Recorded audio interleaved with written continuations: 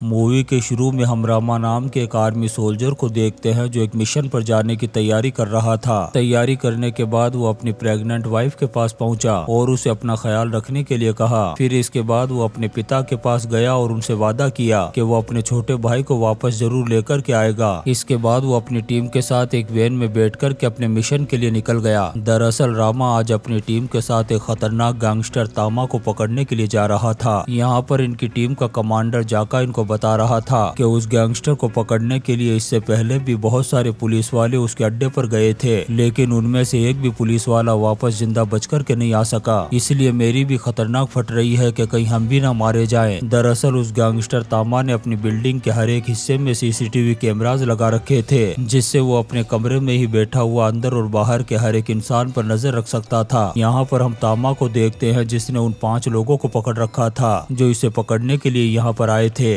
यहाँ पर तामा उन 5 में से 4 लोगों के भेजे में गोली मार करके उन्हें मौत के घाट उतार देता है। लेकिन जब वो 5वें आदमी को गोली मारने लगा तब तक उसकी रिवॉल्वर में गोलियां खत्म हो चुकी थी। तब उसने अपने पास रखे हुए हथौड़े को उठाया और उस 5वें आदमी के सर पर वार करके उसे मौत के घाट उतार दिया। इधर हम जाका को देखते हैं जो अपनी टीम के साथ उस गैंगस्टर गामा के अड्डे पर पहुंच गया था। यहाँ पर उसे वायु नाम का एक आर्मी ऑफिसर मिला जिसने सिविल ड्रेस पहन रखी थी। वायु ने तामा को पकड़ने की बहुत बार कोशिश की थी, लेकिन हर बार वो नाकाम हो गया था और इसी वजह से वो तामा की बिल्डिंग के चप्पे चप्पे के बारे में जानता था। और आज ये जाका और उसकी टीम की इस बिल्डिंग के अंदर जाने में मदद करने वाला था। जाका ने सबसे पहले उस बिल्डिंग के बाहर बैठे हुए एक लड़के को मौत के घाट उतार दिया जो बाहर से आने वालों पर नजर रख रहा था। तभी जाका की टीम के एक सोल्जर ने एक आदमी को पकड़ लिया जो अपनी बीमार वाइफ के लिए दवा लेने के लिए जा रहा था। वो उसे गोली मारने ही वाला था, तभी रामा ने आकर के उसे रोक दिया। दरअसल ये एक आम आदमी था जो रहता तो तामा की बिल्डिंग में था, लेकिन उसके लिए काम नहीं करता था। इसीलिए रामा ने उस आदमी को यहाँ से जाने दिया। अब यहाँ से जाका बिल्डिंग के एक एक फ्लोर पर पहुँचता गया और गामा के एक एक आदमी का काम तमाम करता गया। अब ऐसे ही सबको पकड़ते हुए जब ये 5वें फ्लोर पर पहुँचे तभी इन्हें वहाँ पर एक लड़का दिखाई दिया जिसे जाका पकड़ना चाहता था, लेकिन वो लड़का अपने लोगों को देख करके वहाँ से भागने लगा। इसी बीच वायु ने उस लड़के पर गोली चला दी, लेकिन जब तक वो गोली उस लड़के को जाकर के लगती तब तक उसने वो सारी इन्फॉर्मेशन एक दूसरे लड़के को दे दी थी। इसके बाद उस लड़के ने वहीं पर दम तोड़ दिया। अब जाका उस दूसरे लड़के को पकड़ने के लिए उसके पीछे भागने लगा, लेकिन तब तक उस लड़के ने एक स्पीकर के जरिए से वो इन्फॉर्मेशन आगे तक पहुंचा दी। वायु ने उस लड़के पर भी गोली चला दी थी, लेकिन तब तक वो इन्फॉर्मेशन उस लड़के ने आगे तक पहुंचा दी और इसके बारे में अब तामा को भी पता चल चुका था। इसके बाद तामा ने अपने 2 स्नाइपर को इन लोगों के बारे में बता दिया और वो एक जगह पर अपनी पोजीशन लेकर के जाका की टीम के एक एक लोगों का काम तमाम करने लगे। इन दोनों स्नाइपर ने थोड़ी ही देर में जाका की टीम के बहुत सारे लोगों को मौत के घाट उतार दिया था। यहाँ तक कि उसकी वैन में बैठे हुए दोनों सोल्जर्स को भी ऊपर पहुंचा दिया था, जिसकी वजह से जाका बुरी तरह से फंस चुका था और बैकअप भी नहीं बुला सकता था। उधर तामा ने मैड डॉग नाम के खतरनाक फाइटर को बुलाया और उसे भी जाका के सोल्जर्स को मारने का ऑर्डर दे दिया। उसके जाने के बाद तामा एक माइक के जरिए से अपनी बिल्डिंग के लोगों में अनाउंस करने लगा कि अगर वो जाका के सारे सोल्जर्स का काम तमाम कर देते हैं तो वो अपनी बिल्डिंग के सारे लोगों का किराया माफ कर देगा।